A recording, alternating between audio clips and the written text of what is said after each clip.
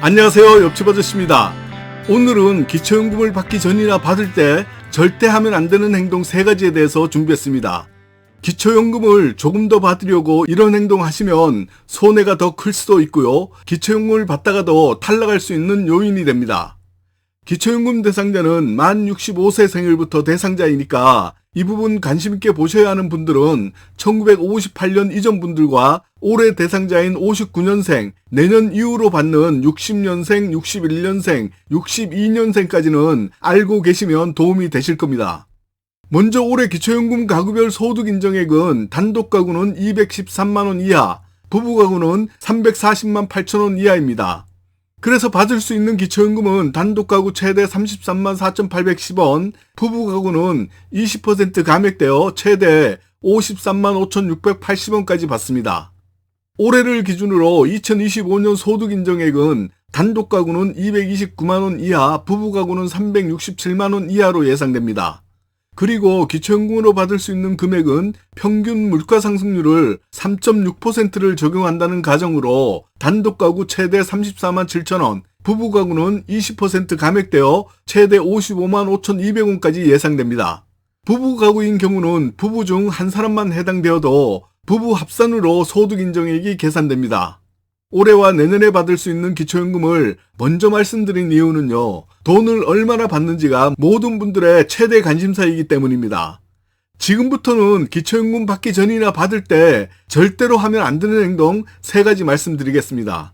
너무 중요한 얘기니까 다른 영상들보다 좀 더 집중해서 시청하시기 바라고요. 좋아요, 구독 꾹 한번 눌러주시는 거 잊으시면 안 됩니다.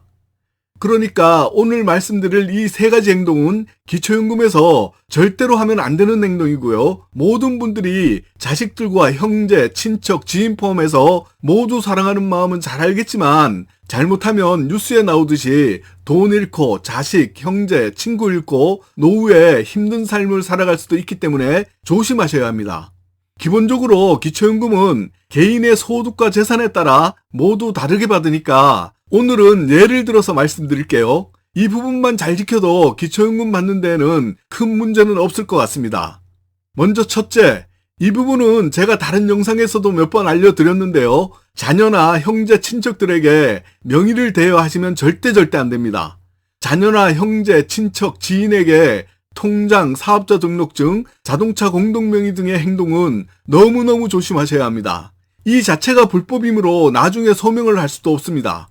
왜 그러냐 하면요, 이렇게 명의대여를 하면 사업소득이나 통장 거래 내역이 부모님의 소득과 재산으로 반영되어서 처음에 제가 알려드렸던 가구별 기초연금의 대상 기준이 되는 소득 인정액이 높아지므로 기초연금 탈락의 원인이 될 수가 있습니다.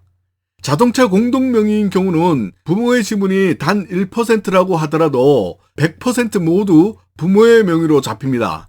여기에다가 4천만원 이상의 고급 승용차라면 바로 기초연금 탈락의 원인이 됩니다. 둘째, 편법 증여입니다. 이 부분은 기초연금 받기가 애매하고 좀 여유가 있으신 분들은 생각해 볼 수 있는 방법인데요. 자녀에게 이렇게 재산을 증여하더라도 기초연금 받는 데에는 크게 영향을 미치지 못합니다. 잘못하면 그 금액에 따라서는 세금이 왕창 나올 수도 있습니다. 그 이유는 증여를 한다고 해도 본인 소비분, 자연적 소비 금액을 뺀 나머지 금액은 여전히 부모의 재산으로 인정되기 때문입니다. 예를 한번 들어볼게요. 만약 5천만 원을 자녀에게 증여를 했다면 단독 가구인 경우는 월 199만원, 부부 가구는 월 244만원이 본인 소비분 또는 자연적 소비 금액으로 산정되기 때문에 단독 가구는 월 199만원씩 26개월이고요. 연으로는 2년 2개월 이후입니다. 부부 가구는 월 244만원씩 21개월이고요. 연으로는 1년 9개월 이후에 증여한 부모의 재산이 완전히 없어진다고 봅니다. 이렇게 좀 적은 금액으로 예를 들어도 이 정도인데요. 만약 2억 원 정도를 증여했다고 가정하면 증여한 2억 원이 부모의 재산에서 완전히 없어지려면 단독 가구는 101개월, 연으로는 8년 5개월 이후이고요. 부부 가구는 82개월, 연으로는 6년 10개월 이후에 부모의 재산이 모두 없어지는 것으로 봅니다. 금액이 이거보다 더 크면 훨씬 더 길어지겠죠. 그리고 그 금액에 따라서는 세금도 왕창 나올 수도 있습니다. 그러니까 기초연금 받기 얼마 전에 이렇게 증여하는 재산은 의미가 없어지는 겁니다. 다만 본인의 여건에 따라서는 그 금액이 미미하여서 이렇게 하면 기초연금을 좀 더 받을 수 있는 분들도 계실 겁니다.